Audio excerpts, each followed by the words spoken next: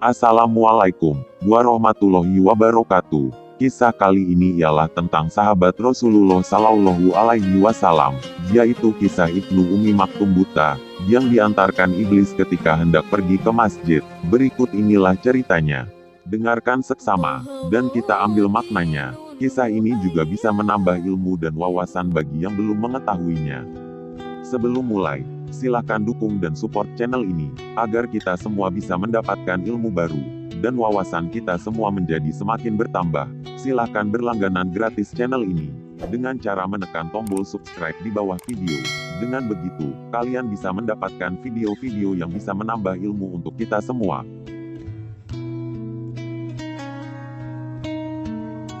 Abdullah bin Ummi Maktum adalah salah seorang sahabat Rasulullah. Dia menjadi salah satu sebab turunnya surat Abasa. Suatu hari, Abdullah bin Ummi Maktum mengikuti pengajian Rasulullah Shallallahu Alaihi Wasallam. Dalam kesempatan itu, Rasul menyampaikan akan kewajiban setiap muslim yang mendengar azan untuk segera menunaikan sholat.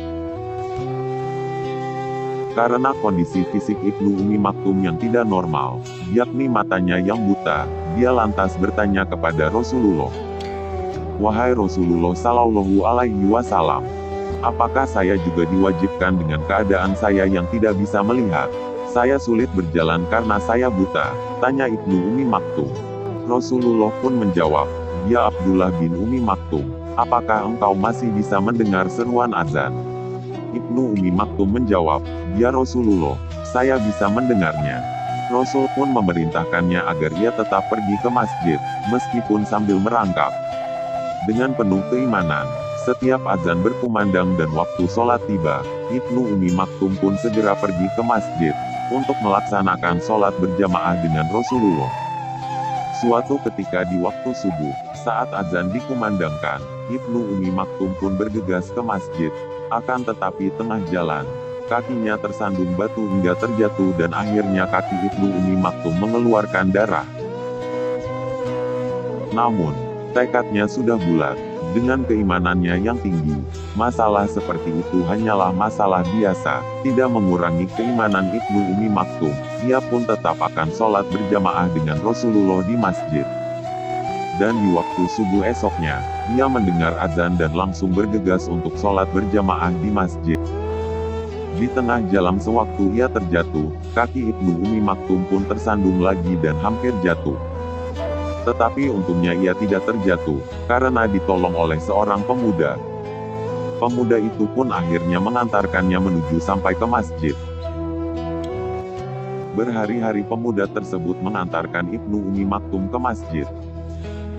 Ibnu Ummi Maktum pun penasaran dengan pemuda tersebut. Ibnu Ummi Maktum bertujuan ingin membalas kebaikannya. Ia pun bertanya kepada pemuda tersebut, "Wahai saudaraku, siapakah gerangan namamu? Izinkan aku mengetahuimu agar aku bisa mendoakanmu kepada Allah," ujarnya. Pemuda tersebut pun menjawab, "Memang mengapa engkau ingin mengetahui namaku? Aku tidak mau didoakan denganmu," jawab sang pemuda tersebut. Ibnu Ummi Maktum pun membalasnya, "Jika demikian, cukuplah sampai di sini saja engkau membantuku.